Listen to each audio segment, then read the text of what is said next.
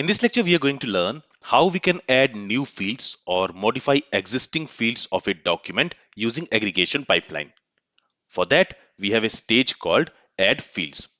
So the add fields stage allows you to add new fields to your documents or modify existing fields in the document within the aggregation pipeline. Now, there are two things which you need to understand about the add field stage. First of all, it does not replace the document, but rather arguments it with the newly created or modified fields. And second, if a field with the same name already exists, it overrides the field with the new values. Let's try to understand this add field stage with an example. For that, what I'm going to do is, in the e-shopping database, I'm going to create a new collection called students, or what I'll do is I'll use to our sample database, and there I'll create this students collection, and in there I'm going to insert two students, Alice and Bob. And for each of these students, we have the name, the score, and the total marks. So let me go ahead and let me insert these two students in the students collection. And now let me go ahead and let me query the students collection. So here we have our two students. All right, so let me go ahead and let me clear the shell first. And now let's understand the add field stage. So here what I'm going to do is, again, I'm going to call the students collection, and on that I'm going to call aggregate method. And to this aggregate method, let's first pass an array. In that array, I'm going to use $add field stage. And as we have learned, this add field stage adds a new field for each document which it receives from the previous stage. In this case, since this add field stage is the first stage in this aggregation pipeline, it is going to be applied on the students collection. So here this add fields is going to add a new field for each document in the students collection. Now, which field do we want to add here? We can specify that by passing another object, and in there we can specify the field name, the new field name which we want to add. For example, let's say I want to add a status field for each student document, and I want to set it to active. Okay, if I go ahead and if I run this command, you will see that in the result for each student document, there is also a status field. Now remember that the status field has not been added on the original student document. Instead, it has only been added for the result which this add field stage is returning. Now we also learned that if we specify a name which is already existing for a document, for example, let's say if I set the score field here, and let's say the score is going to be 100. So in this case, the score field is already present on the original student documents. So in the result, that score field will be replaced with the new score field which we are adding. So for each of the documents, the score will be 100 now.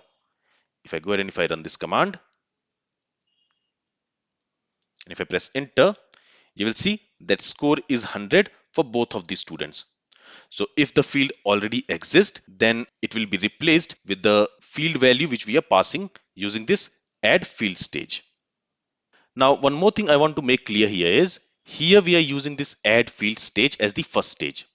But this add field stage can also come after another aggregation pipeline stages. In that case, this add field stage will be applied on the result of its previous stage.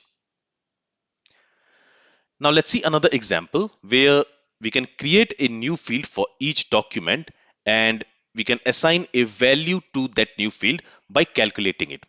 For example, each student documents has this score which the student has scored and the total marks. So using these two field values, we can calculate the percentage of the student.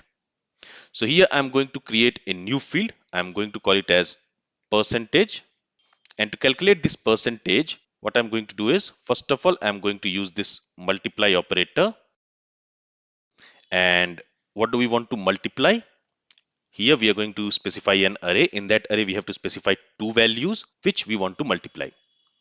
So what we want is, we want to divide this score by total score, I mean total marks, and whatever will be the value we want to multiply it by 100. So here the second element will be 100, and first element we need to calculate it by dividing score with total score.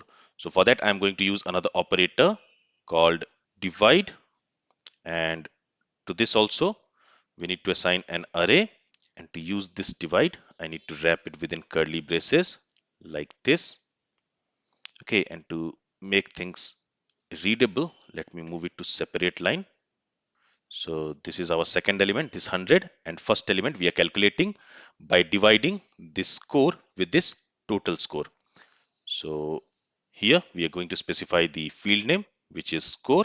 We want to divide score by this total field, and whatever will be the result, we want to multiply it by 100, and this will give us the percentage marks. So let me go ahead and let me run this command now. Let me clear the shell. Let's paste that command, and if I press enter, you will see that now we have a new field called percentage, which is storing the total percentage of the student. So for the first student, the percentage is 56.6, and for the second student, the percentage is 36.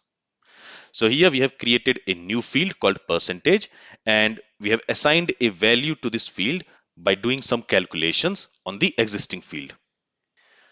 Now, using this add fields, we can add multiple fields. It's not like we can add only a single field, we can add multiple fields. So for example, here I'm adding this percentage field. After that, I can also add the status field. And let's say status is going to be active. So we can also add multiple fields like this. If I go ahead and if I run this command, now in the result, we should also have status field with this percentage field.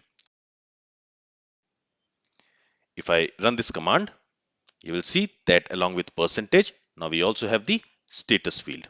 So we can also set multiple fields for a document using this add field stage.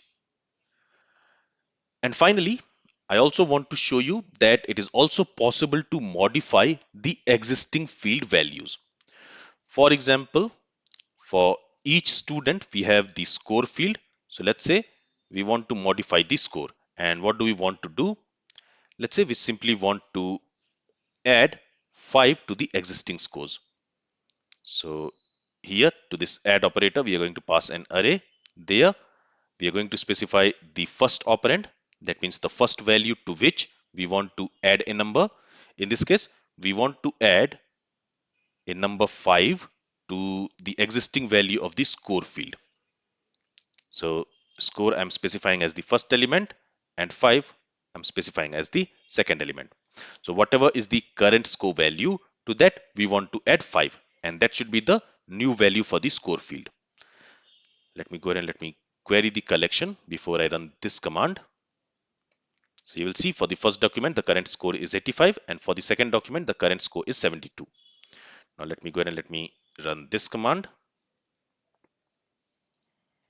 If I press enter, you will see that the new score is 90 for the first document and 77 for the second document.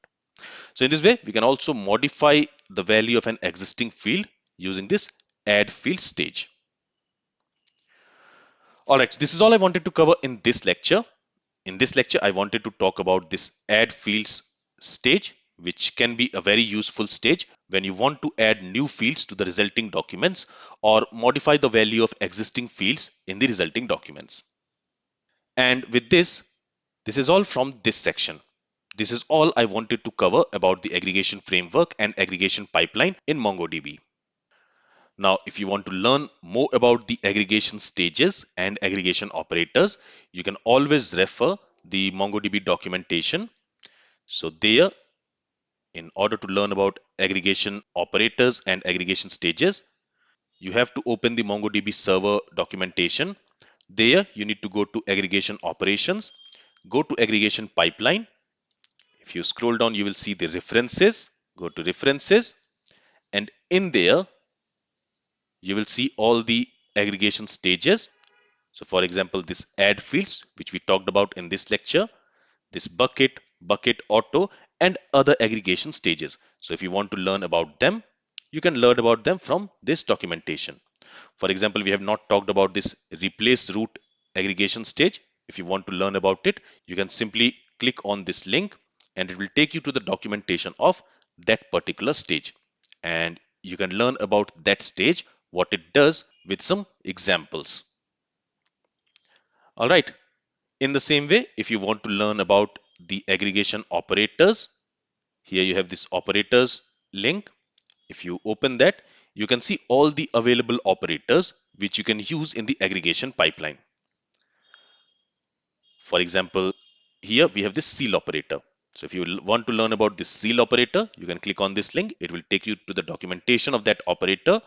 Again, you can learn about that operator. You can see the definition of that operator, what that operator does. And here you can also see an example explaining how that particular operator works. Okay, it is not possible to cover all the aggregation pipeline stages as well as all the aggregation operators in this course because there are a lot of aggregation stages and aggregation operators. But I have already covered most of the important stages as well as important aggregation operators in this section. But if you want to learn more about them, you can of course go through the documentation. And if you find difficulty understanding any of the aggregation stage or any of the aggregation operator, please do let me know. If required, I'll create a video on that and I'll explain it in the simplest way possible. So this is all from this lecture and from this section. I'll see you in the next section. Thank you for listening and have a great day.